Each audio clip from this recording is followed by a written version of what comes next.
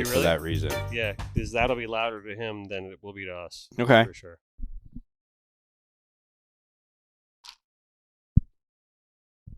You don't do an intro. You're just like, so. I do kind of do an intro a little bit, but it's like very like I'll slide it in. Yeah. So it's been my MO since high school. Okay. Oh God. I'm too formulaic. Like I have to have not a script, but I have to have, my notes. I feel very naked. You're structured. I guess. So you need to. All right. So welcome to the other side of the brain, my friend. All right. Okay. Lay it on me. So we don't structure the show. We don't. I know you, you know me, and here we go. That's it. That's how we do the show. I like it. I like it. I don't know what to tell you. It's a hangout. We drink rum and we just have fun. Well, cheers. And and whatever comes up or whatever pops up. We have like a few things we talked about. Oh yeah, we'll talk about this, talk about that, but it may or may not happen. It depends on how it all goes. So, but yeah. So I know you said before that you have no notes and no structured things to I don't discuss. even have my notebook out again. So, I'm so a we're writer. doing this is like a dual podcast right now. So for those of you listening and watching, that this is also, I will do the intro right now. This is the Connected by Water podcast, powered by Joey Cardi Chrysler Dodge Jeep Ram and fueled by our very good friends at Papa's Pilar Rum. Remind you never to be a spectator, and we're going to try to make Papa proud today. It's my intro. That was good. You like it? That was natural. So, and now you do your Angler's Journal intro. Do you have one? Hi, I'm Charlie Levine, editor-in-chief of Angler's Journal magazine, and you're listening to the Angler's Journal podcast. There you go. Brought to you by Angler's Journal. I got to get on the phone with Joey. Maybe he can help us out. Yeah. All right. So, welcome. Thank you for driving down. Always Thank you for coming early. We tried to go catch snakeheads today. We failed. It's okay, though. We'll try again. It's totally okay. It's great to see you. I love the studio. It's my first time here. It's nice to see your artwork all over the bridge where, your massive mural is like literally we're home 20 feet away or something. Mm-hmm. This is perfect, man. Yeah, it's cool. I mean, I like having the gallery. It's cool to have a place where people can come and see the art and hang out and drink some rum, and because we got the bar here, and the bar's nice. The bar's nice. The bar's a nice touch, and it's a welcome place to come, and and just as a little tease, in about 2 weeks we're gonna have the Papa's crew here. This whole gallery is going to be packed with our friends, and it's going to be a fun one for our boat show edition. So for those of you listening right now and watching, don't miss that one. That's for sure. That's always a fun one and a lot of laughs. So there's going to be tons of people in town for the boat show, and myself included. So hopefully I can make it over. Yep. That'd be a good time. So give me your critique of the painting. No, I'm getting stared at by a giant swordfish eyeball, and it's drawing me in. It's beautiful, Dennis. I love you do the refracted light.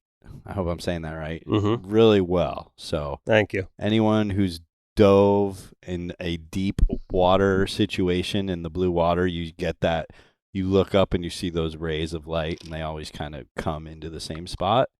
And it all points to this giant swordfish being chased by some makos, and I just like the perspective, Thank you. That really was the goal in this painting was the perspective, and I try to do that whenever I possibly can. Every now and then you'll do a traditional pose, but whenever I get the opportunity, I always try to come at it with a unique perspective, a unique angle. Something that maybe has never been painted before. The last thing I ever want to do is replicate someone else's painting or someone else's, as much as I love, the great ones like Don Ray, but sometimes I'll look at his paintings just to not do the same thing because that he's my hero. So it's tough to not follow your hero in a painting. You know what I mean? So it's sometimes I'll be like, no, I can't do that. Don did that.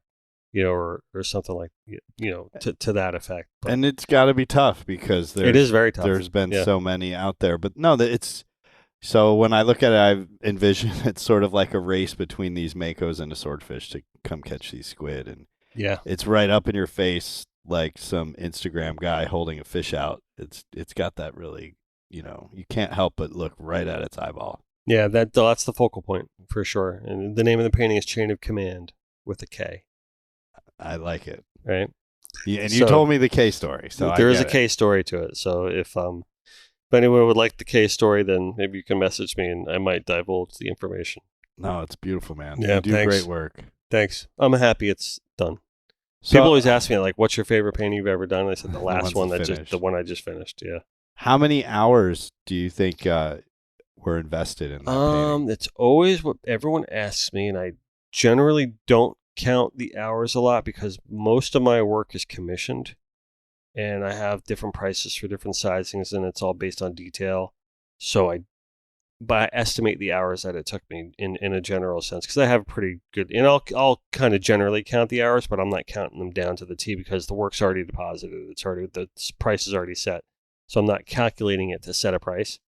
But if for this particular painting, I probably have about 120 hours into it. Holy smokes. Yeah, but it's every painting for me at least that I paint in this way.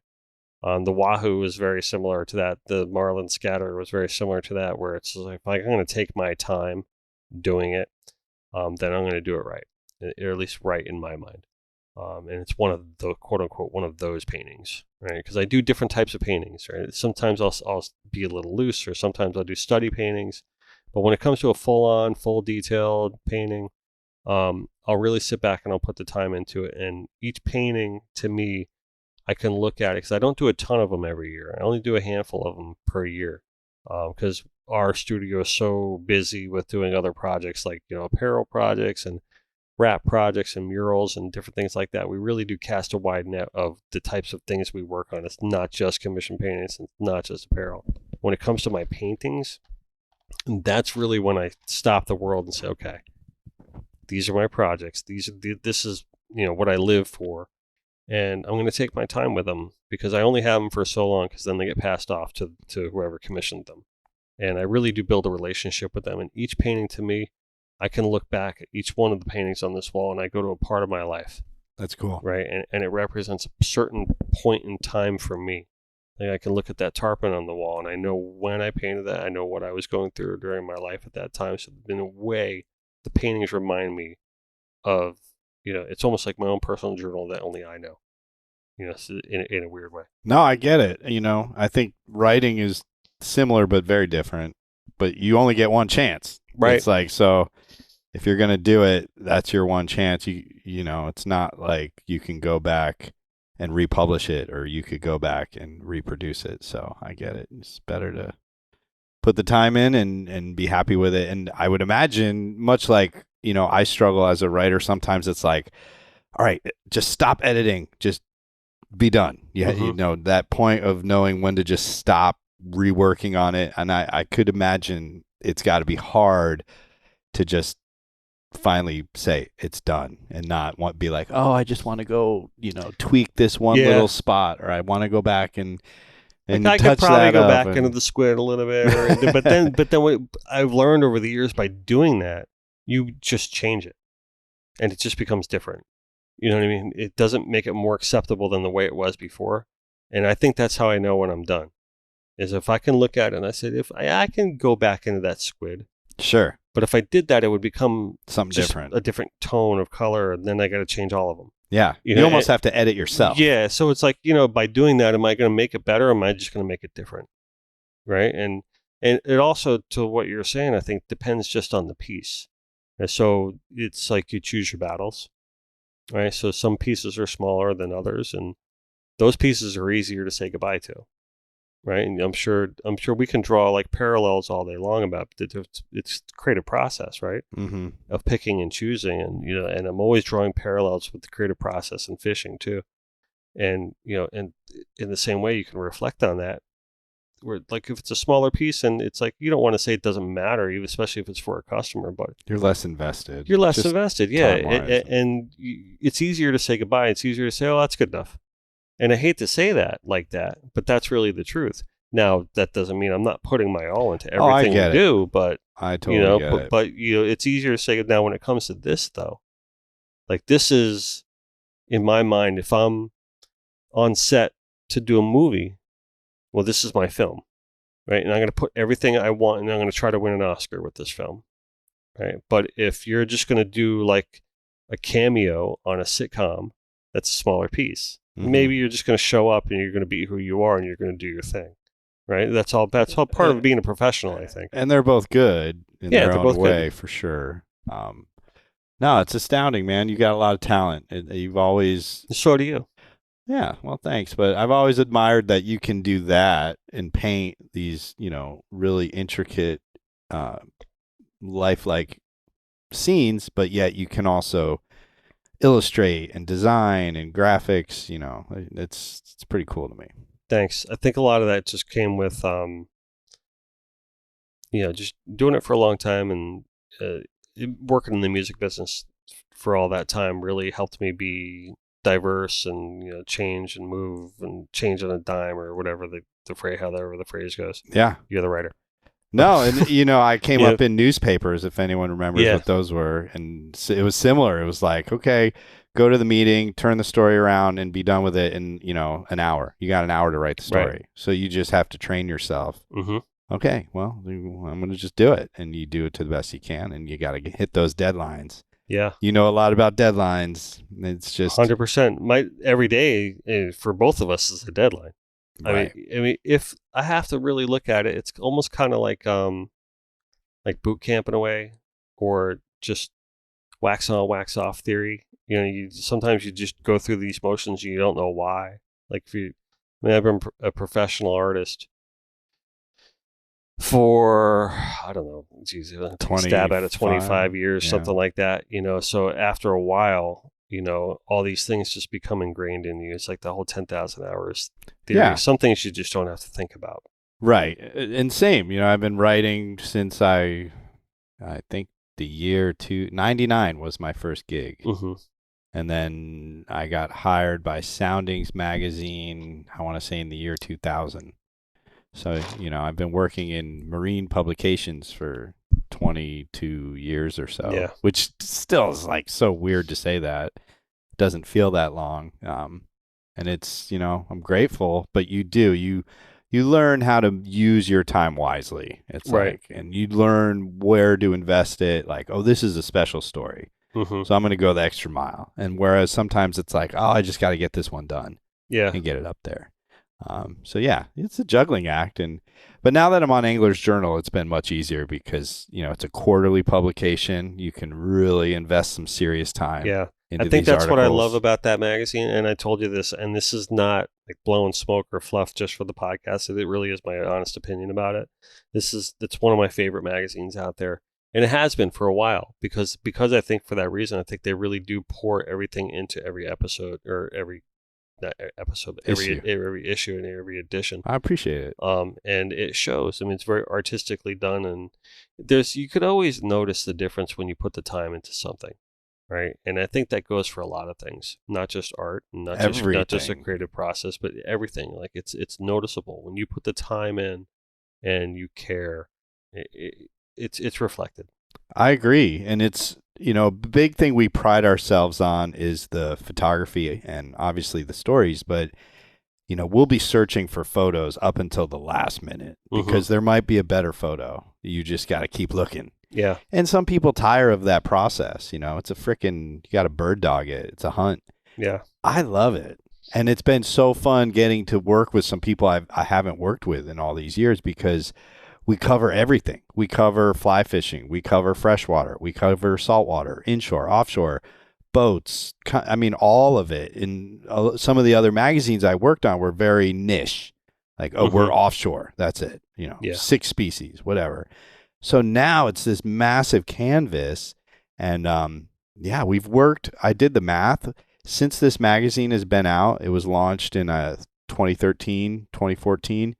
We've worked with over 150 contributors. Really? So many different voices, so many different perspectives. And I think that adds to the flavor. And it's hard to pull off because in the magazine business, it's easier if you're sort of niche to get advertising. Like, oh, these are our boat builders. We're going to go after them. Or maybe it's like, a South You Florida put that based on magazine. autopilot and let it go. Yeah, Yeah, so when you're covering this huge thing, it better be good, for sure. because it's hard to appease everyone, whereas it's much easier to just to focus on one small group. So it's challenging, and that's part of the fun too. It's just been so fortunate and happy to have landed where I've landed.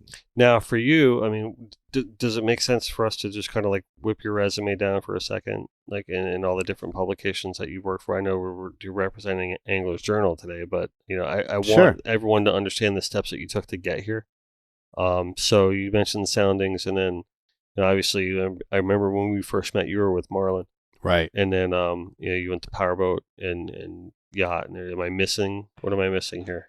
Oh, so yes, it's funny because Soundings magazine at the time, when they hired me, a fellow by the name of Bill Sisson sat in the job interview when I was, I don't know, 25 years old, 23 years old, something like that.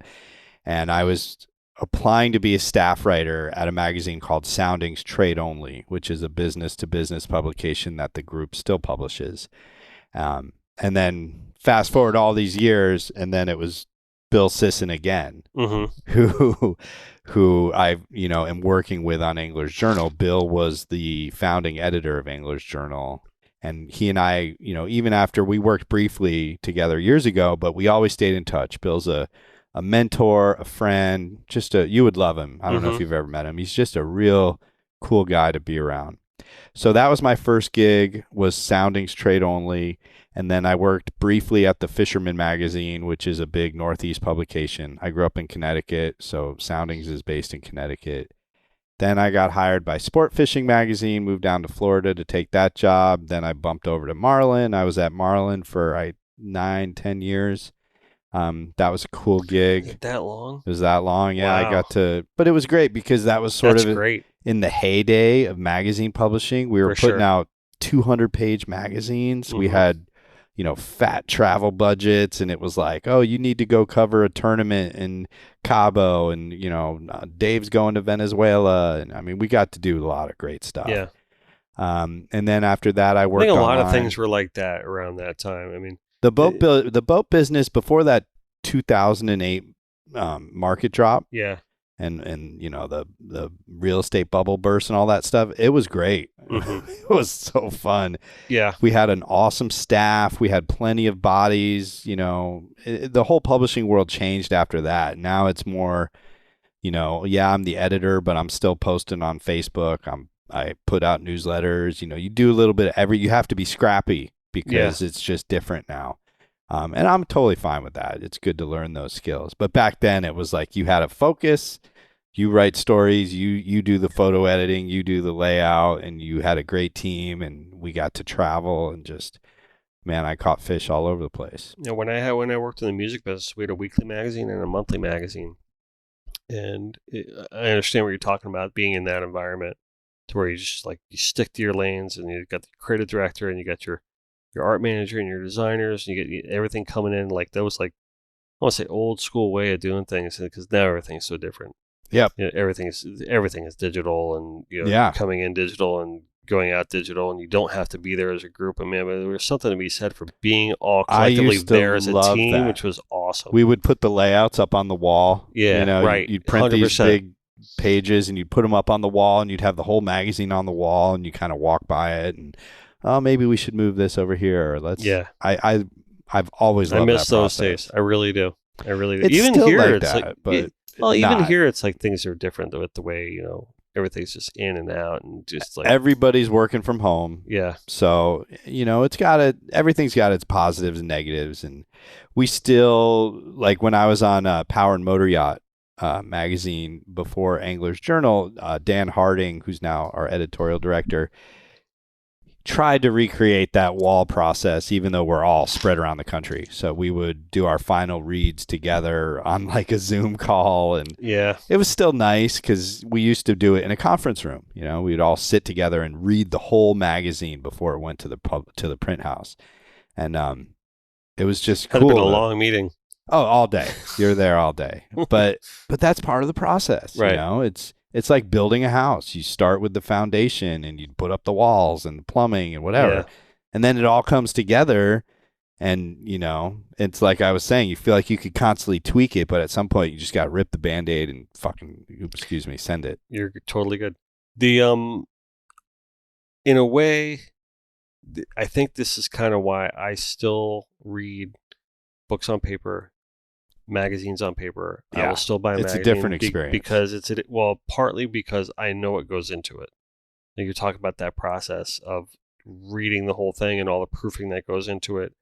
And rarely, if you're looking at a professional publication, well, you look through it and see like a typo or something that, like, you'll see it every now and then. Sure. You know what I mean? But it's because of that process and what goes into it. And I don't think people really appreciate what goes into a monthly magazine or even a quarterly magazine, where it's like, when that book is out and once it's signed off on and it gets to the shelf, there was a process that went into making that whole thing. Oh, yeah. I mean, That's this very is respectful.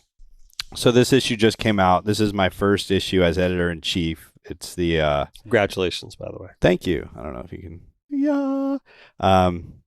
So I will say, before you get into that, the cover of that magazine, I love it. Right, is the Pappas Pilar Valhalla. Oh yeah, no, right. I was well aware of that. Yeah, there you go. Right there, you see it's in frame. All right. So, in a great shot, Steve Doherty, cover shot by our good friend Steve Doherty. Yep. Yeah, but what I was going to say, so this thing is 100 pages, and of that, 68 pages or something like that is editorial.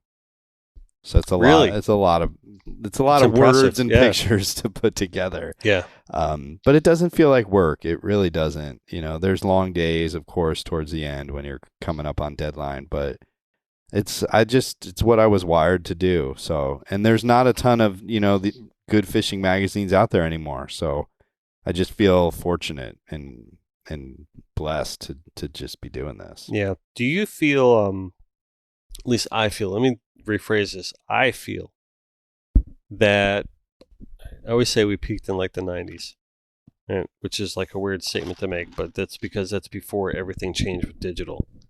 And, I still think the dust is settling from the digital technological revolution that we were having, because it keeps expanding and keeps growing. And I know it'll still keep continuing to go on.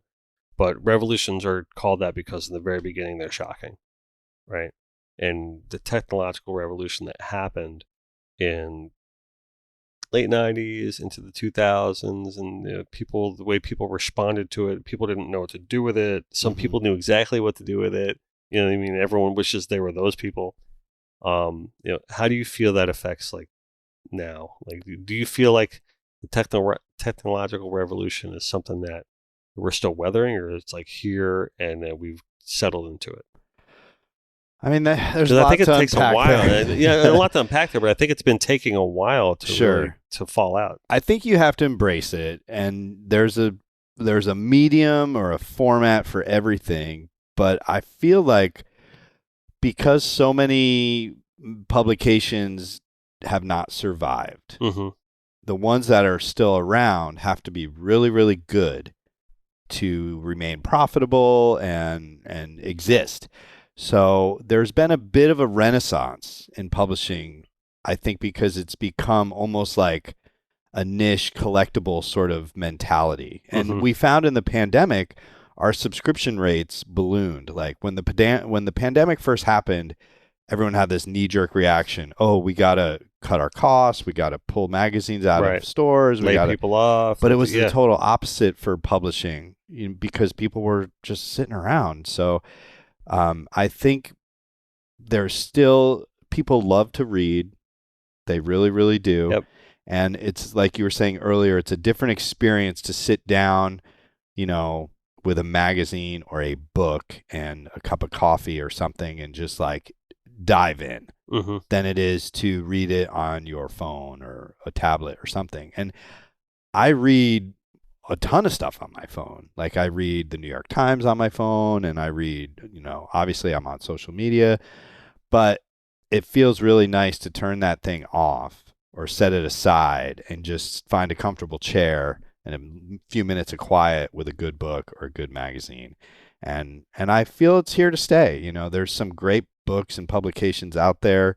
Um, and there's still new stuff coming out. So it's funny to me because some of these companies like, what's a good example? Like Airbnb, which is a digital company. You know, they launched a magazine, a travel magazine. Mm-hmm.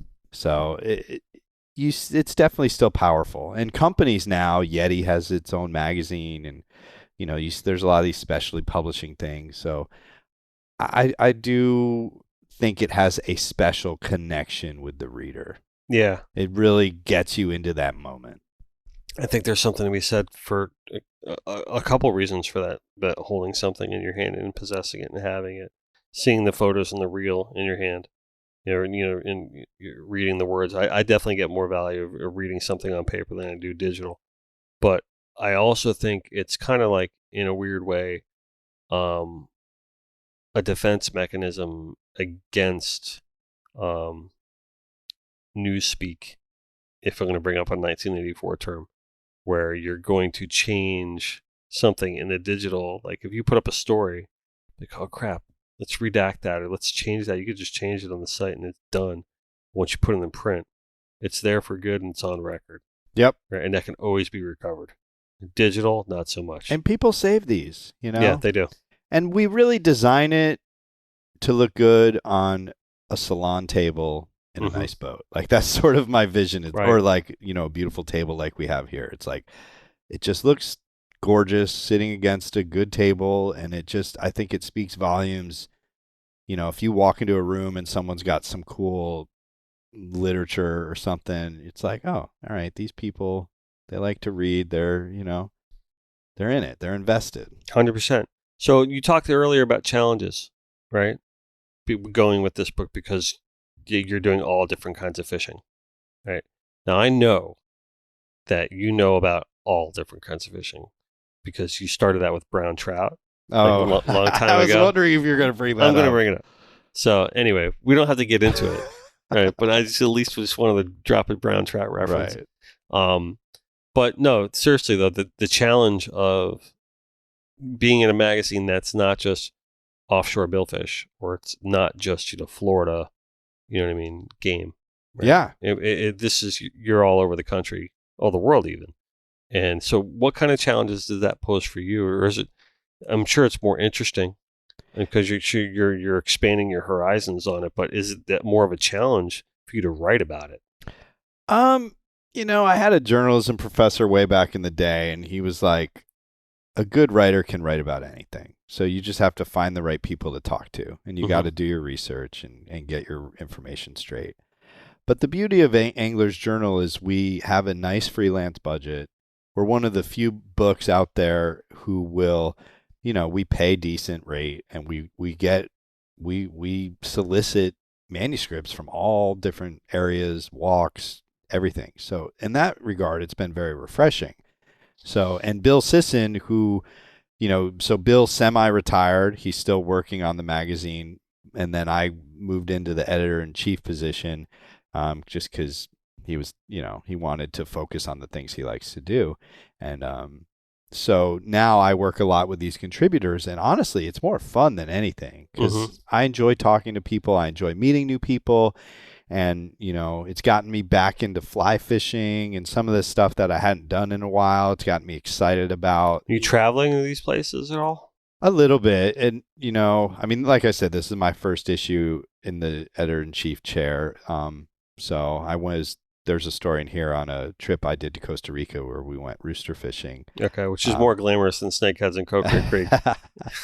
But you know what? There's something to be said about urban fishing. I really am into it. And there's all this weird, wacky stuff in Florida where we live.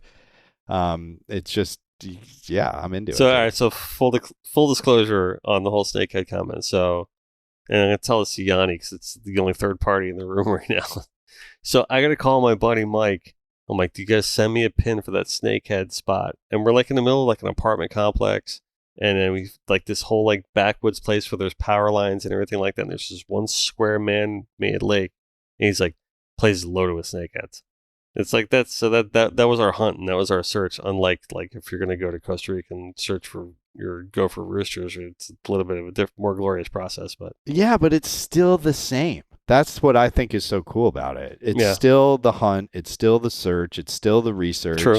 You got to know what to use. You got to know what to throw. You got to call your buddy. You got, Mhm. you know, it's very different, but it's very much the same. Yeah. And I write, in my column, I talk about, how fishing is an escape. Whether you're taking your kid to the pond Such an escape. to look at a bobber, Yep. or if you're on some, crazy swordfish adventure, where and I feel like now, because we're so connected all the time and it's always alerts and dings and your phone's buzzing and people need you to just go to that freaking snakehead spot next to the landfill. Mm-hmm. It was wonderful. It was. It actually was. I tell you, It was hot. It was a little it warm. was hot, right? And first we stopped off at Tradewinds Park, and we're walking around. Charlie's like, "Oh, let's go over to that point," right? And we walk over to this point. And he's like, "Jesus, is that an alligator?"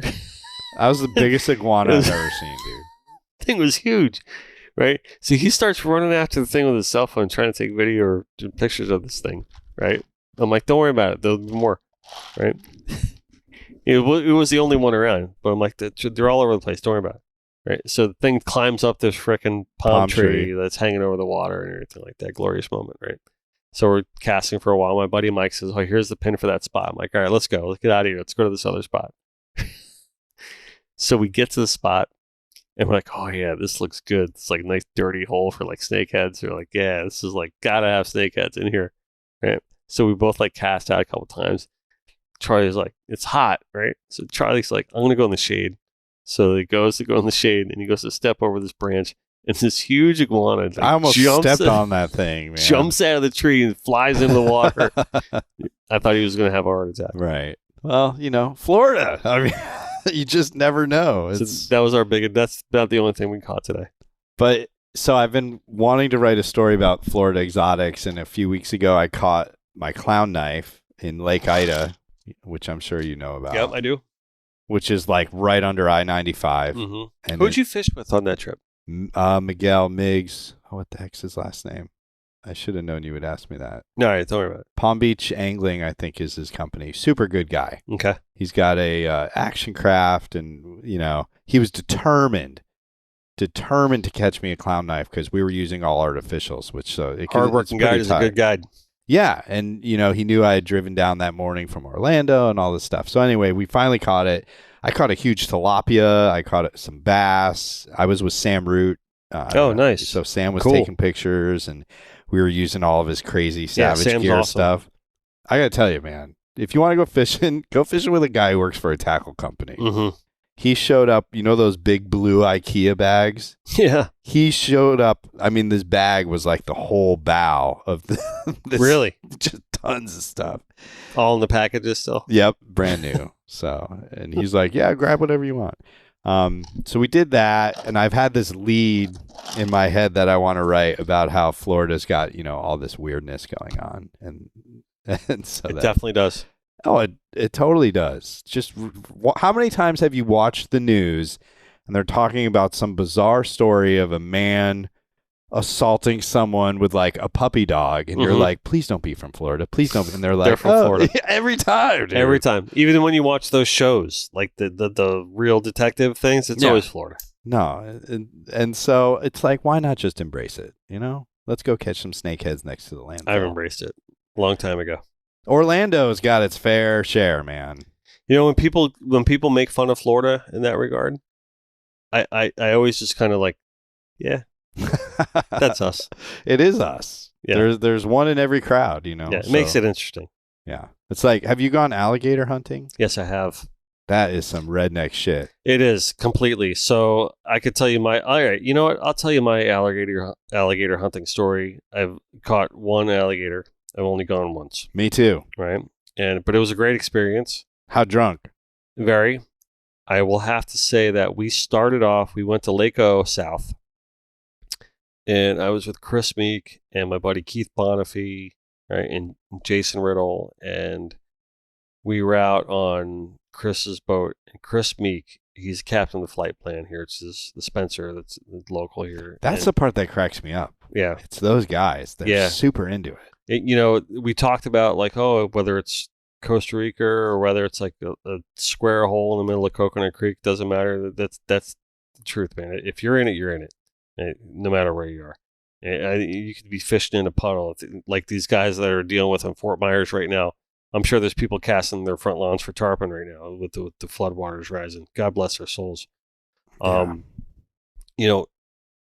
So I'm out there with Miki, and we go out at sundown, and I'm thinking this is going to be great. We're going to catch a gator, and never done this before, and I want to do it, and it's going to be awesome.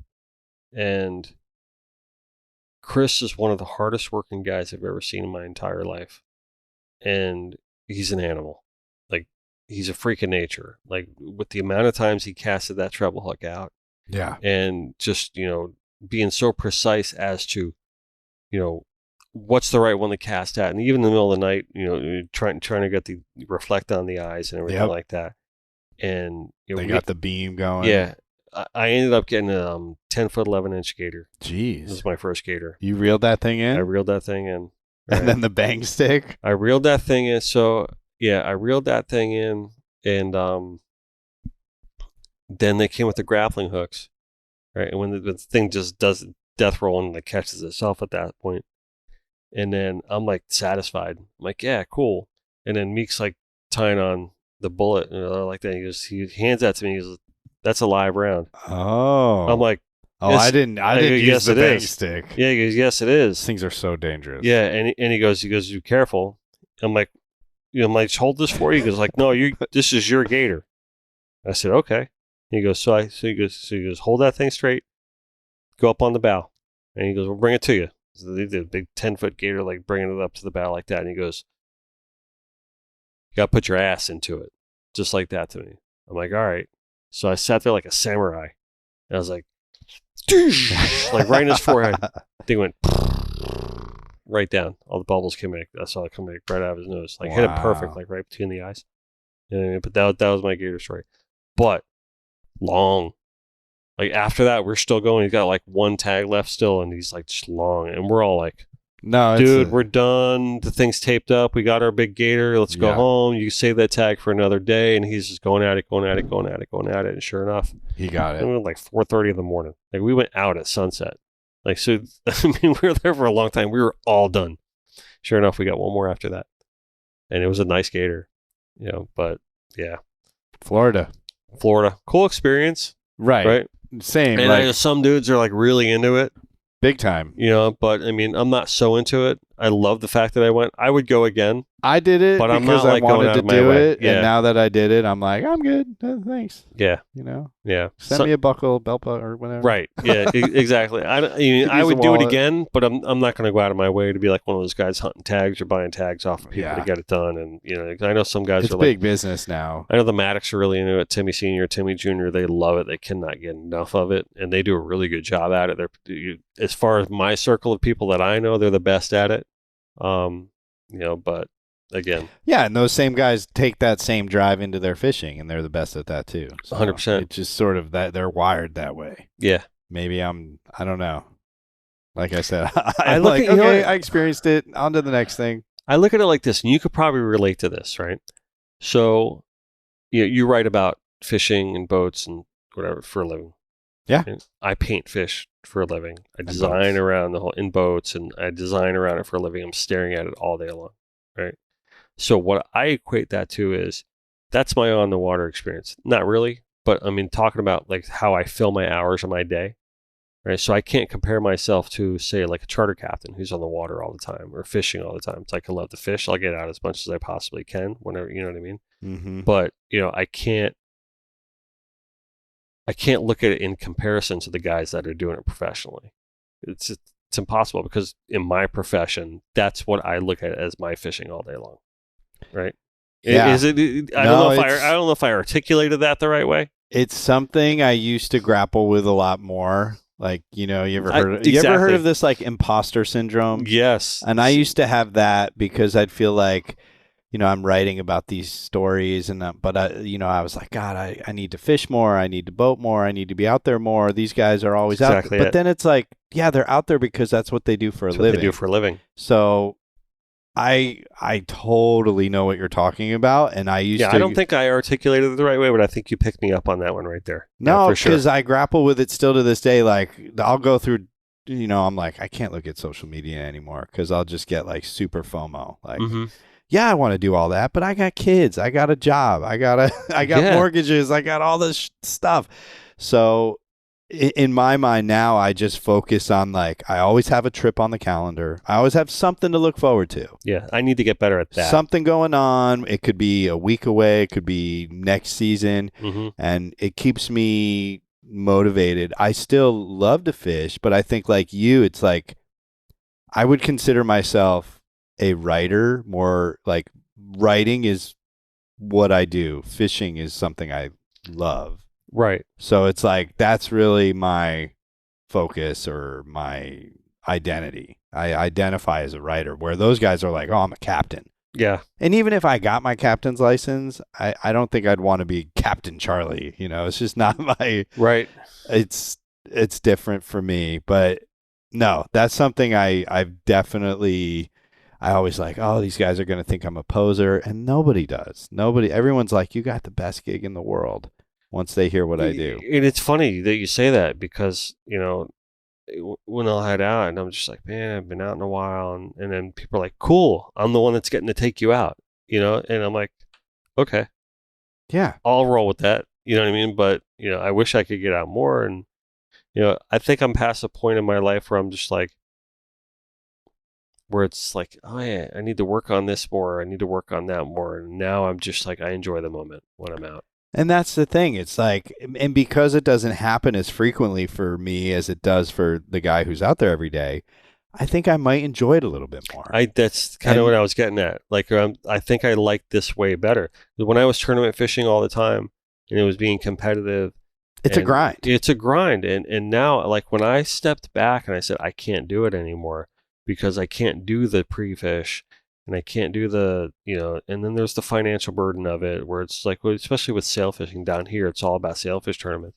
Yeah. And there's such a financial invest to it. And you want to contribute to the team and you just don't want to be that dude that shows up on Friday or Saturday. And it's just like, yeah, all right, I'm here to catch fish and, and have a good time. But, ever since I stepped off of that train and I don't tournament fish anymore, I think I enjoy fishing more. Yeah. I really do believe that. I totally get it, Dennis. There's guys like Art that are wired to be in that moment and and that's they're how all he about the feeds game his and everything. Family too. It's just a different deal. That's true. This is an example I'll give you. So I was a big alpine skier, and this is not going to be the brown trout. It's not a brown trout story. But when I first go to the episode, the first episode with Charlie, if you want background on the brown trout, and so I might have to tell people at the end of this episode what the brown trout's all about. I loved skiing. I knew I wanted to go to school in like Colorado. I got that giant book of colleges, and I'm like, oh, all right, I'm going to apply to all the schools that are close to a major ski resort. There's a giant book of colleges? Yeah, that big red giant freaking phone book thing, Barron's or something. Anyway, so when I went out there, I got even better at skiing because I was doing it more. And then I'm like, oh, I'm going to get a job as a ski instructor. And so I tried it. I absolutely hated it. Hated it because it was like forcing me into something. It was ruining something I loved because I was stuck out there with like Billy's grandma trying to teach her how to make, pizza slices, which is a snowplow, pizza slices, French fries, pizza slice. And it was just like, and my buddies are blazing up the lift to go to like, my favorite part of the mountain. So to me, I think if I was, maybe when I retire, I could, because I do like to take kids fishing. Right. I really like to take kids fishing. And, but that sort of ruined skiing for me, like it was about to. So I just said, I'm not going to do this. And then I became a janitor, and that's where the brown trout came in. So the brown trout basically was when Charlie was a janitor. There's a code word when they come over the walkie-talkie. We got a brown trout in the Gothic cafeteria. That's the shit in the toilet. that somebody left, the floater. That was my job. Yeah, that was his job. It was the best job on the mountain, though, because I got 4-hour ski breaks. There you go. And you'd have to do pizza slices. No, pizza slices, French fries. Pizza was terrible. Let me pour you another drink here. It might be stiff. I don't know. So, Okay. Cheers. Cheers. Thank you, Papas. More Papas Pilar. Yeah, take a sip break. A little strong there. I think I made it for you. That one's got some hair on it. Yeah, a little bit.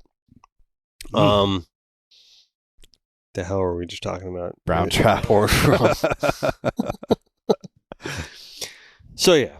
So I mean, what I was going to say was it's kind of like don't meet your heroes kind of theory. Yeah. Where, and I know people say that like I idolize Eddie Vedder, right? And it's like, if I were to ever meet him one day, I'm almost like scared to meet him if that were the case, because I don't want to ruin that image that I have of like who he is and all that. But it's like, like, what if he's an asshole to me? But then that ruins like 30 years of fandom. Yeah. Right? That's part of it. Luckily in our world, all these guys are generally super cool. Yeah. There's a few you bad catch a guy apples on a out bad there. day, but if you catch a guy on a bad day, and that can make you define him because he didn't come to your moment the way you wanted him to come to your moment, and you've got something there. Yeah. That happens for sure.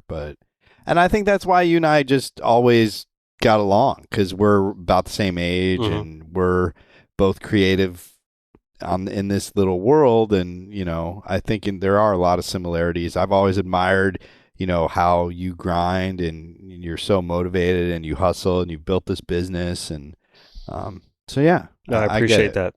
I appreciate it. It is a grind, man. I mean, it is really, it's a daily push. You're always working on something. And that's part of it too. You're a workaholic, Dennis. Yeah. At some point you need to just embrace it. I do. That's why I loved when you came down and we went fishing for a little bit before this episode, because that really, really warmed my heart. And, you forced me to leave this place, which is not an easy thing for someone to actually pull off, to get me to actually leave here.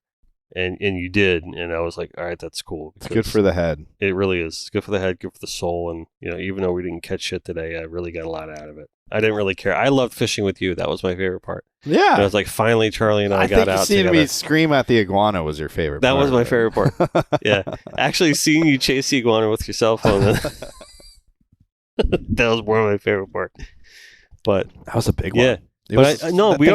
It's funny. I'm not going to let that go, though, when you just said that. I think we are very similar. Like, now, I think I never really thought about it before, but it's very true.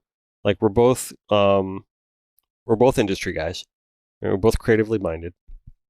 And we're both really, really just like laid back. We let like a lot of things just like roll off our back. And I don't know about you, but I internalize a lot, and just accept a lot of things and just kind of try to push through it.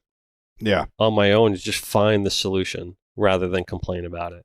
Yeah, right? I'm much the same way. And you brought up technology, and there's so many headwinds with that. It's like I've had to learn all these Adobe programs, and design programs, and you just got to do it. I think that's the one benefit that the studios have had. The studios had, and I really want to just, I guess, acknowledge that, is like when I learned Photoshop, it was on like the first version of Photoshop, and I've been living in it ever since on a daily basis. And I think that's the one thing that's really given us an advantage, face to face. Just being able to work digitally and be diverse and not have to be such a slave to the canvas has allowed the business to thrive. Yeah. And I'm saying over time, not just like now. I'm just saying for all time. That's really, having that in our hip pocket has, I think, really more than any illustrative talent that I have, or because it gives the commerce world and the real world like a purpose for my art. Well, and you've created a catalog. I mean, to use sort of a musical term, all these images and everything you've created for all these years, you have it saved in that world on a hard drive or cloud or whatever. So I think that's kind of cool. You must have thousands of... Yeah, there's a lot. And it can be repurposed and redeveloped and redesigned that part of it's really neat. Like I embrace technology. I know when I'm like outnumbered. I mean, even my 9-year-old, I'm like, Oh, forget about like, them. bro, can They you know help me out everything. here? I can't even see my phone. Can you help me? Yeah. find it? My 11-year-old daughter, she comes in now because we homeschool, and she comes in on Fridays, and I give her a real world experience, and she helps. She does the inventory, she does everything around here, and she's got her iPad, and she comes away, and she wants. I told you before when we were fishing, she wants to have her own YouTube channel, right? Oh yeah, And everybody wants to be an influencer. That's it. So at the end of the day, she goes, "Dad, look at my intro that I made." I'm like, what? And it's like this elaborate thing that I'm like, if I had to sit down, I'm like, I don't even know if I'd know how to do this. Right, and it's 11, and they're just such sponges to technology. It's impressive. It's cool, and you could do everything with your phone now. It's just amazing. Whereas, like when we were coming up to video and then digitize, I mean, it would have been Remember you had to text and like go through like AAA, yeah, BB. you're right. We call me, or you say 411. Oh god! Right, for call me. I have information. That's something to tell you. Yeah, we shouldn't go down that rabbit hole. We'll just sound. You don't want to go there. No. It's fun to have kids though. Beeper jargon. No. Oh my god! I've rewatched The Wire during the pandemic. It's pretty funny to see how they go. I started doing that. Well, they go from beepers and stuff. I started doing that. Like I'm telling you, like a month ago. I'm on like episode 3. Oh shit, dude! You're in for a thrill ride. Yeah, I know. I'm on episode. I started because I never watched The Wire. I did it with The Sopranos. I've rewatched, but I never watched it. You're saying rewatch it? I never watched it. See, so I just started watching The Wire, and this is great. This is like an old show now. At this point, I'm like, technology. Talk about technology. The technology in the older shows, you go back to watch them. It's like, this is weird. The first season, they're using pagers and payphones. When was the last time you saw a payphone? Right, a payphone that worked. Payphone that worked. I mean, someone's been wiping their butt on that. Didn't have like shit all over it. Yeah, payphone that you wanted to touch. Right. It's the first time. It's just hilarious. So my younger son Cooper is a Netflix kid. He loves watching movies and stuff.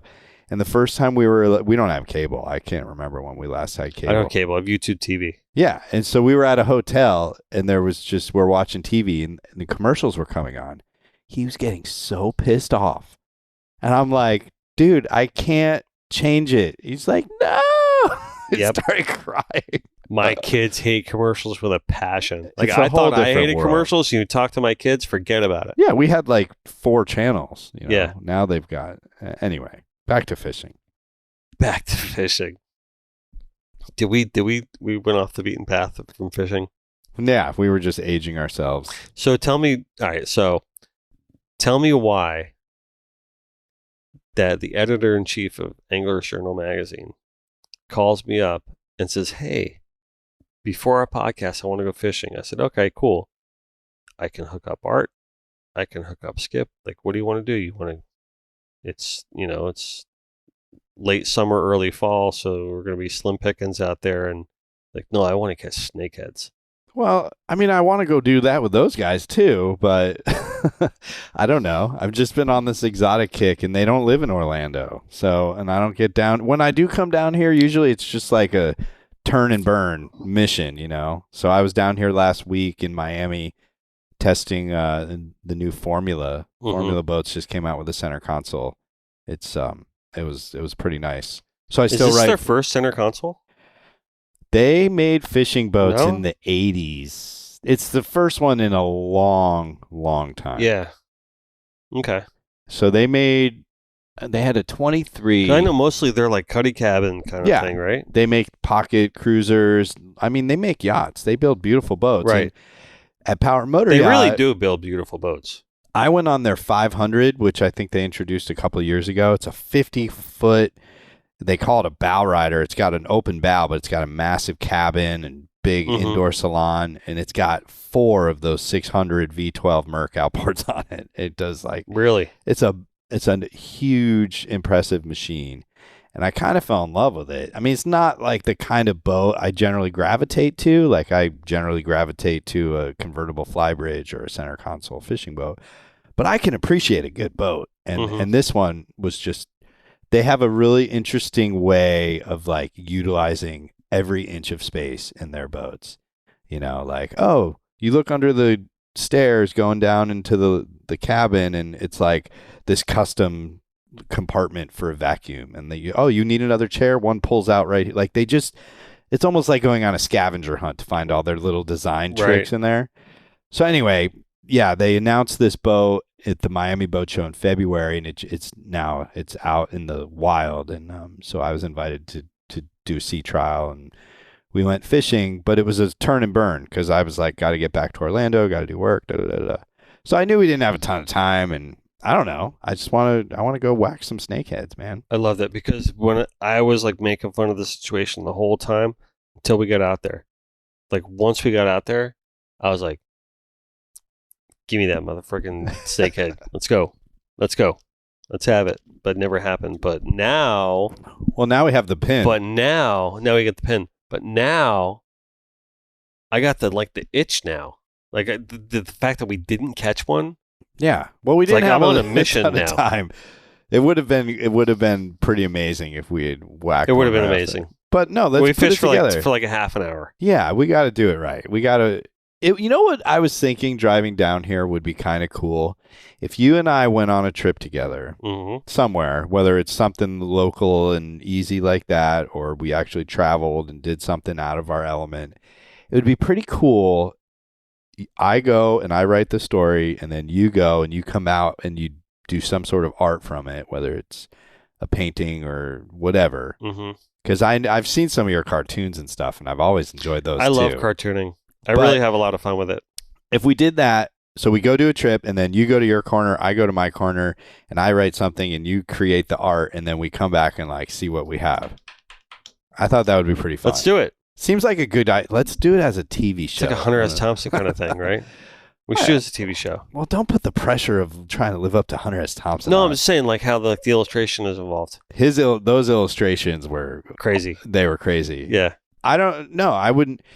Every time I work with an artist, I've learned, or a photographer too, it's like I'm not. I might try to give you some direction of what I'm gonna do, but I would more like to just stand back and see what you come up with.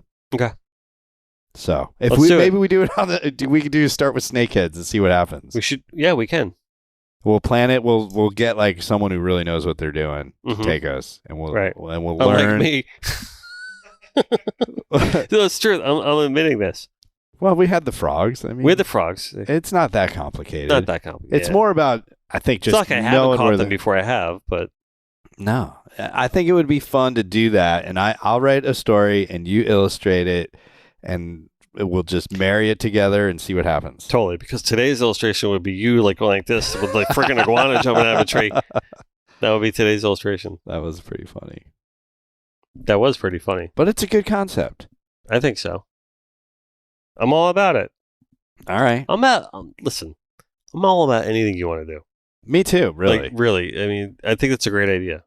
You know, I think the journey is not the end result. and it's the thing I think too about the freshwater thing. I didn't do a ton of freshwater fishing growing up. I grew up in Connecticut. I was very focused on striped bass and bluefish, and then I got into some more offshore stuff. But so when I first moved to Florida, I started fishing for bass a little bit more, and now I live on a chain of lakes, and we do it all the time. And it's a lot harder than you think.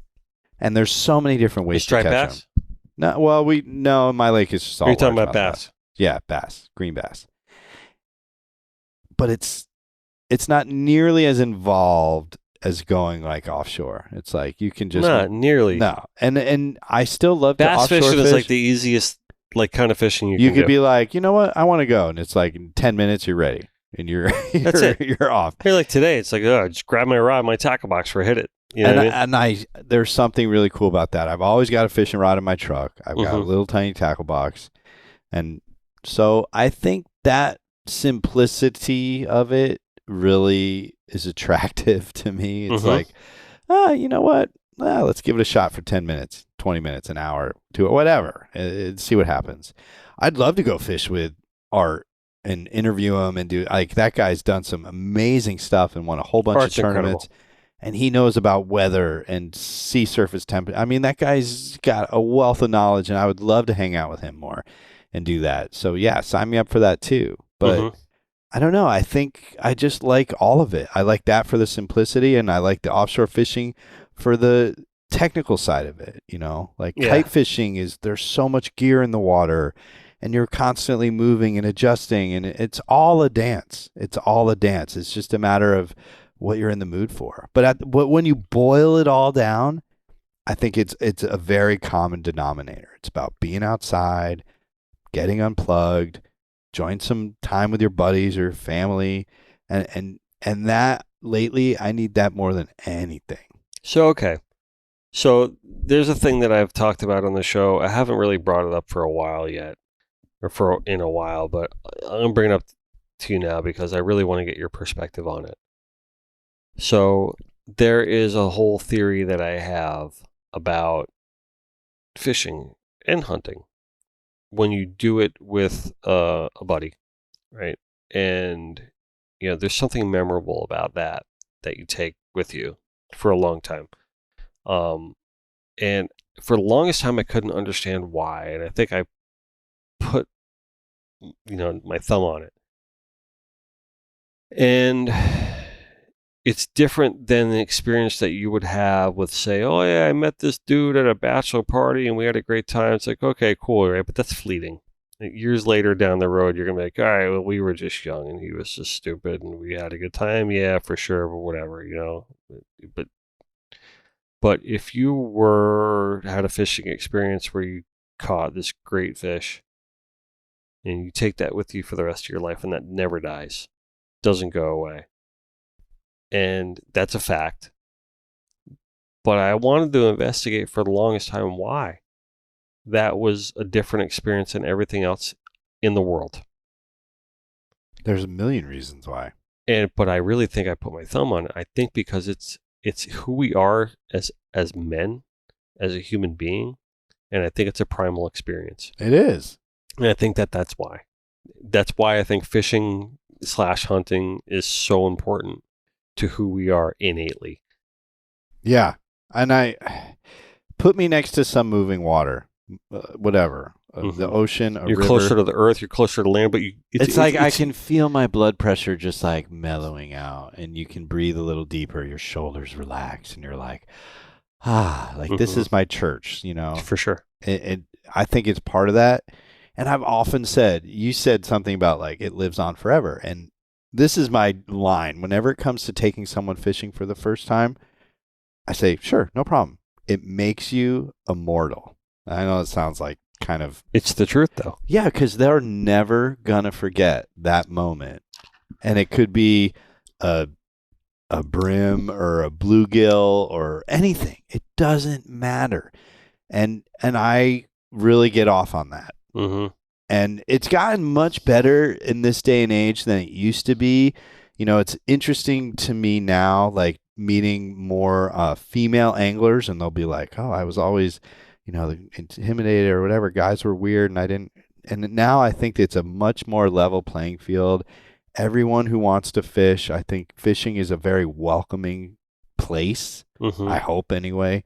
And you can have that experience where it's like, I don't know, there's just something, like you said, primal about it, about that connection to nature and that connection to the environment and the beauty of it. You're outside, you're looking at the water. Yeah. No, man, I'm all about it. I love taking people fishing for their first time. And I think that's also why it's so important to take kids fishing. And it's so important for fathers to take their kids fishing. Yeah. And I think it's important to get some of these city kids out and show them a good time. 100%. When I was... I always had this idea of connected by water because there's an well, there you go. That's why you came up with that phrase. Yeah, there's an arm of our company that is philanthropic, right? In all regards, right? You look at the campaign we're doing right now with the shirt for the hurricane thing. Yeah, which is awesome. Listen, I want to say, and I'm not trying to toot my own horn or anything like that, but I want to state for the record that is not something that we profit on at all by any stretch of the means. It is not. That is like we just do that because we feel that we need to do that because we have the capability to do that. Well, and you're a good dude, and that's listen, I don't want to turn it into that right now. No, I think when you see something like that going on, you feel very helpless. And you want to, if you give a damn, you want to help. And you found a way to help, man. And this is the whole point of why we became Connected by Water rather than Dennis Friel Art Studios. When Harris stepped in, I explained this to him in the beginning. He's like, well, what do you see Connected by Water as after we came up with the name and all that? And I said, well, it's a theory, how we're all connected by water. And I explained it, and I've explained it on this show many times about what connected by water means and how, we're all connected by water and what that means as a community and the culture and all that. But part of that is putting your money where your mouth is. Yeah. And walking the walk, right? Walk the line, just like Johnny Cash says, right? Walk the line. And we're walking the line when we do programs like the shirt thing. And I want to really explore that more about Connected by Water because I think it's meaningful. And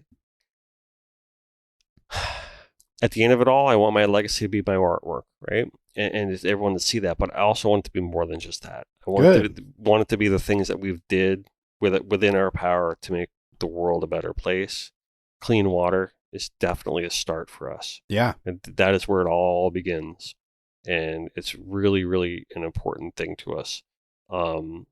Listen, I'm not a rich man. I'm sorry. I'm not like I do well. I'm okay. You know what I mean? I'm provided for my family. No, You're a I'm good saying, man. but I'm saying it's like, but the reason I think that we believe in this is because there's like so much more richness to have in the world if you can use your power for good and do the right thing. Yeah. So, well, and hey, look, anyone can just stroke a check. Right. But you created something and people, that's why people jump on it. I think, really at the end of the day, we wanted to create something that was lasting. Right? And the reason I bring this up, the reason I even started talking about this is because you thought about taking kids that don't have the opportunity to necessarily fish or see the things that you and I see on a daily basis or the things that we have like at our fingertips and our beck and call, and bring that to them. Because everybody should experience this. I agree. And everyone should have the opportunity to experience this. And there's some misconceptions. Like people just think you have to be a millionaire to go fishing, and it's total bullshit because I think today proved that. I was going to say anyone can find a pond or something to go wet a line, get some worms and make it very simple. Yeah, you might need to if you want to. And then if you get into it, you might graduate into like, oh, maybe I'll get a kayak and I'll start exploring, and then maybe I'll get a skiff or whatever. Yeah. And there's no roadmap. You just do what works for you. And years and years ago, when I worked at the Fisherman magazine, we had a fund, and each editor, they would basically say like, here's a checkbook, do something good. And one year I reached out, I was in Mystic, Connecticut, and I reached out to like a boys and girls club. I think it was in Providence, Rhode Island. So these kids grew up near the water, but they were city kids. And we hired a head boat and we just took them all fishing. And that was it. These kids had so much fun. Mm-hmm. Some kid caught a sand shark. And you would have thought, he was the hero for the day, God, right? He was running around with this little 14-inch shark. I caught a shark. He was like, he's probably still talking about it. So I agree. And I think if we break down some of these barriers, you don't have to be a rich man. You just have to find the time, really. And I mean, tackle now, you can get some amazing, for $100, you can get a really decent spinning outfit. Yeah. And go anywhere and catch whatever. And then if you really get into it, you find a way to save and you get something better, or you move up, or you pass it on to the next person, And I think it also creates that connection that is important for environmentalism. Like, if we got to show people how special what we have is here, so we don't we're so good at ruining everything. Like, let's try to keep this thing alive, and that ebbs and flows, and I don't really want to go down that rabbit hole. But I think the more connected these people are, and when I say these people, I mean all of us, then, the easier it is to get those wins for water quality or habitat or whatever the case is. It's funny because you look at that sport fish owner that has worked really hard in his business life, and I'm not knocking him. And then he's got this big sport fish, and he's like been fishing hardcore for like 5 years. And then all of a sudden he's in the forefront of the fishing world, and oh yeah, we're doing these tournaments now. And okay, cool. You're providing for these people, the mates and the captains. Yeah, Everything is great, it's a admirable, ton of cool. work to do it, and it's an investment. Yeah, but know that there are a bunch of kids that have turned into young adults that have been doing this their whole life that are just as connected as you are. Yeah, because they love it and they'll find a way to make it work. And to me, that's the gap that we try to close by saying connected by water. It's really, really cool, the opportunities that fishing can open. Yeah. You know, I've gotten to travel around to places like Central America, and there's a fella by the name of Kennedy Hernandez who I fished with many years ago. He was a mate on a boat down in Guatemala. Mm-hmm. And I had such an interesting conversation with him, and we've stayed in touch through Facebook and stuff. But at the time, he was working for Brad Phillips, really well-known captain. And Kennedy started as a washdown boy in Guatemala, you know, and so he would make a couple bucks, wash the boats when they came in fishing. Then he became a second mate. Then he became a first mate for Brad, who was a really successful guy. And Kennedy was in that position for many years. Got to meet a lot of Americans and people of all different backgrounds, you know, whatever. A lot of connections, like you're talking about. Now Kennedy runs a boat, and I guarantee you, through fishing, he's probably earning way more than his father ever did doing whatever. You know what I mean? Like the opportunities and the people he's met. He's got friends all over the world. You know, like that part of fishing is so cool. And that's yet another connection. So it's like if you have the passion, you can figure it out. I think, well, the passion is the key word, right? That's the thing. I mean, if you really want it, it's there for you. Yeah. You got to just, you can't, you got to hustle, you got to grind. You got to hustle, but if you want it, it's there. The opportunity is there. Like you look at like the days when like, you know, actually, let me just bring it up like this. Take Pompano. There are so many kids in this town that just hustle on a boat, right? And there are so many kids in this town that maybe just don't hustle and they're just doing it for the wrong reasons. But there are a lot of kids in this town that hustle on boats, right? And they don't own a boat. But they're out there. They don't come from a lot of money, but they're just raising their hand at every opportunity and they're out there. Yeah. Right. And that's what it takes. If anything is an example of that, it is this town and what the culture has brought this town to be, from the way the youth moves on fishing here. Right? And I think this is a prime example of how it needs to be. It could be That's offshore. why I love Pompano so much. It could be tarpon, snook, whatever. And if you hustle and you work and you get better every day, you're going to build a name for yourself. You know, and next thing you know, I mean, those guys might be pro staff on you know, XYZ and running a boat, and it's really cool. Yeah, it's really, really cool. But you got to be careful too, because there's plenty of dudes who just start partying too hard and go down. Yeah. So there's a fine line. You got to be able to manage it. That's a problem. Yeah, that's a problem. But I think you and I look at it through a similar lens. And it's been so fun to meet all these people over the years and travel and make friendships like we have. And, you know, it's a cool, I mean, we're in the fishing world, man. Yeah. It's crazy. It's a good life. It is. It's a good life. It really is, you know, because I think, you know, once you get to that point, you know, and nothing warms my heart when you see that guy that's come up through the lower ranks, you know what I mean? Just intermingling with that guy that came from up top, and like they're all just like looking at each other like they respect each other. Common denominator. Yeah, and I love it. And he's good at what he does, and he's good at what he does. Yeah. You know? And so it works. And it's cool. I've met some of the most interesting people on boats. Yeah. My dad always said, every time you go fishing with someone, you should come back with like learning at least one thing. Even if the one thing you learned was, I don't ever want to go fishing with that guy ever again. Right, 100%. But you should come out learning at least one thing. Yep. And it's true. Yep, definitely. Real quick, I want to ask your opinion on something before we close this thing out. Okay, I'm going to take a sip. You can take a sip. You're a foodie. I do love food. You do love food. I love to grill. I love to cook. I think I know where this is going. Well, I mean, I want to bring up. I want to give you a bottle of the W sauce, and I want to get your opinion on it because you really know what you're talking about when it comes to food. You're a really good griller, and what's your favorite thing to grill? I'm probably most known for not grilling, but smoking ribs, pork ribs, spare ribs usually. Really? Spare ribs, baby backs. Yeah, I've got an egg style smoker, and that's my deal. Okay, you got the egg?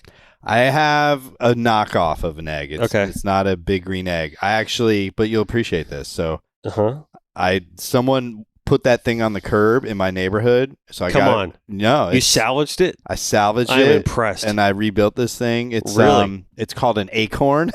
Come on. It's made by who's it? It's Ozark? No. It's made out of metal, so it's not ceramic, but it works awesome, and I got it for free. The acorn works. The acorn. You got it next time you're in town, man. I'll make you some ribs. Well, Mike was trying to talk me into. Mike Myatt was trying to talk me into just getting a Traeger grill. Those are awesome because you just push the button. Yeah, that's what you have. Yeah, Yanni's got one. So yeah, he's really like, you get to do the pellets and everything, and there's no tank or anything like that. So mine's all like charcoal and wood chips. But you have to really watch the vents, and you got to have I got an app on my phone with the thermometers and the alarms and really. Oh yeah. Okay. But with the Traeger, you just go, I want 275. All right, I'll come back in 12 hours. It'll be delicious. Really? Oh yeah, they're pretty brilliant. All right, I think I might need to get one. So anyway, I want you, the whole point of this is I want you to take, we got the vegan Shire and the Fire Shire and the America's Worcestershire sauce. So I want you to take whatever you think is going to be best for your ribs. I want you to put it on your ribs and I want you to try it. And I want you to come back to me and let me know what you think because I love it. No, but I'm trying to get everyone's opinion on it because I saw some of the magic posts. Effing cooking sauce going on here. So. Yeah, I saw some of the posts going around, and I was like, "Oh my god, that's Bear from the Keys!" And he's going to be coming on the show soon. I was like, "Holy crap!" I didn't know he was a big. I mean, I should have known because you can tell. I mean, he looks like he enjoys eating. Mm-hmm. I hope. Please don't take that the wrong way. He looks like he can own a steak. And we have some common friends, and I fished with him. I fished with him many years ago at a Navico event down in Hawks Cay, and he was a really cool guy. So yeah, I've been anxious to check this out. So I'm gonna. To me, like I use Worcestershire a lot when I'm sort of marinating stuff. Right. Another thing I really do well is chicken wings. It's another one of my favorites. So. I may first try this on some chicken wings, marinate them. What I do is I marinate them, and then I smoke them, and then I turn the heat up, and I get them crispy. Okay. So I may go that route, but no, I'm stoked. I'm going to try this out. All right. And then I'm going classic, though. Just American's Worcestershire. Yeah, go classic. That's fine. They've also got this. This is tempting, the Fire Hot one. The Fire Shire, yeah. Small batch, Fire Shire. Yep. Vegan? Well, I don't know. What did you say? No anchovies in the vegan Shire. Oh. So. Okay. Yeah. Anytime I see that word, I'm just like, I don't know. Yeah, no, I hear it. But I will also say that this is all gluten-free. That's good. That's good. Yeah, it's all gluten-free. And then the next thing I want to bring up, too, is Corey Redwine. Yeah. Has texted me our do-gooder of the week. So this is our Starbright do-gooder of the week. And for those of you that are listening to the show for the first time, I don't know why you'd be listening to it just for the first time now after episode 137, but if you are, welcome to the show. Every week we do a Starbright do-gooder of the week. Okay? They are doing some really cool habitat work. They are. We have the bucket of fun right here, right in front of me. Okay, so dude, yeah, so all this stuff that's in here, right? The degreaser, the boat wash. Oh yeah, this is good stuff. The salt off, the reggae sponge. No, I use Starbright stuff too. It's all environmentally friendly. It's all good for our coast. Yeah. Put that in your gas tank. So thank us later. basically, as a show of them being environmentally friendly, they've sponsored this program with us Awesome. to where we do the do-gooder of the week. And Love they give whoever is the do-gooder of the week this bucket That full bucket of is stuff. killer. Right, exactly. So the do-gooder winner this week is Jennifer. She didn't give me a last name. So anyway, so Jennifer in Merritt Island. She's a local. She's a wife and she's a mom. She's very involved in her community and a great steward of our waterways. She's teaching her son about our environment by taking him fishing and hunting, teaching him conservation by doing trash cleanups. And she brought me loads of mangrove props after the hurricane. Ah. Right. So that's really good. And then that is it. So Jennifer, don't have your last name, but every Jennifer in Merritt Island gets a bucket. No, Jennifer that knows Corey. That's really cool. Corey and Derek are good people. Yes, 100%. So very good friends of ours, very good friends of yours. And we're trying to get them here soon in the studio. So they'll be here soon. So Jennifer, you are our Starbright Do-Gooder of the Week. So congratulations Way to go, Jennifer. Right? You get this bucket, and I'm sure Corey probably will give you one that's up there because we have buckets up there too. Yeah. All right, cool. We have spent the evening with my good friend Charlie Levine, editor-in-chief of Angler's Journal magazine. I want to remind everyone to go pick up your Angler's Journal issue, where this is his first issue as editor-in-chief of that magazine. Barnes & Noble is probably the easiest place, or just go on anglersjournal.com and buy a subscription. Then you don't have to worry That's the better way to do it, I think. For sure. And also, I want to remind you that Suck Dry is still available on Amazon. Classic. Yes. Charlie Levine. The struggle is real. It is, isn't it? I try to tell people sometimes that the struggle is Friel when the projects are late. So you should trademark that too. Yeah. Trademark everything. Well, thanks, Dennis. Yeah. So I appreciate you coming down. It's always good to see you. It's nice hanging out with you. Nice going fishing with you. Yeah. The next time we do it for real and we really target these things the right way and we hit it. Let's do it. And then I'll write it and you'll illustrate it. I think that's a good plan. I think that would be really, really cool. I'm up for it. Of course I'm up for it. It involves you, so I'm up for it. So and you too, buddy. That's the bottom line. So are we good? Yeah? Yanni's like, yeah, I want to go home. Ready. It's been a long day. It's Monday. Thanks, Yanni. Right? Actually, it's Friday. What am I saying? It's Friday. Just kidding. It's Friday. Yeah, take one of those home. If you're in the market for a new truck, vehicle, family vehicle, right? I want you to go give our buddies over at joeycardychrysler.jeep a call. Right? Yeah. And if you're in the market for some good rum. Yeah, definitely. But not like in conjunction with a car.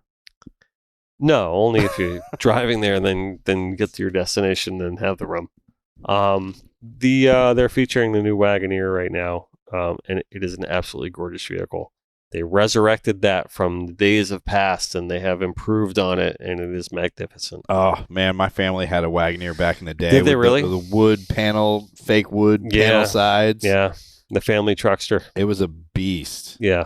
The ones now are just they luxurious. Yeah. Now it's like, that was a family car. This is like a luxury family car, and so they're really, really nice.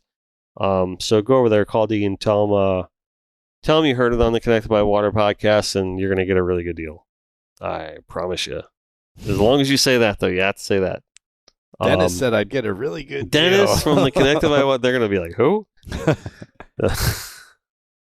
Anyway, we've been drinking Papa's Polar rum, and I don't have to tell you. I really want to say something, though, this time that I say differently. That when we did this shirt, we're doing this shirt right now for the people of Fort Myers. All the money raised from this shirt is going to the Captains for Clean Water Guide Relief Fund. And it is going to go, the money that we raise is going to go to the families and the fishing guides that are out of work. That's awesome. That cannot, simply just cannot take, who's going to go over to Fort Myers right now and book a charter? Yeah, it's going to be zero. Nobody. So these guys are completely out of work. And there's a lot of charter guides over there. They just, what are they going to do? You know what I mean? Who's going to do that? Who's going to go to Fort Myers and book a charter right now? Absolutely nobody on the planet. Yeah, So that is decimating the industry. So we decided that the money that we're raising for the shirt is going to go directly to them and their families. That's really in kind support of of that. So right now cause. we are just north of $30,000 raised. Buy a shirt in about a week's time. We're hoping for a lot more. The orders keep coming in, so we're hopeful that we went 40 grand on Dorian, so we're hoping to be north of that at the end of this one. But the whole reason I bring this up is that Papa's Pilar has at first promised to give a 10% match. Wow. On whatever we raise. And I think they've actually alluded and hinted to the fact that depending on the dollar amount, they're probably going to maybe do more than 10%. So we'll see. But Papa's Pilar and Mike Might and Stephen Groth, they've always come through. Well, and they're definitely going to come through again this time. Papa would be very proud of 100%. 100%.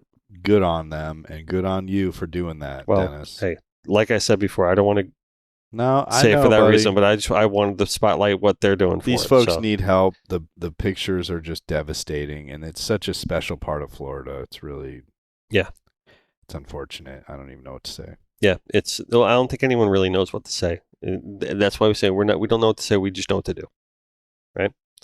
And then if you're hungry, and you usually are about 3 times a day, head on over to Papa's Raw Bar.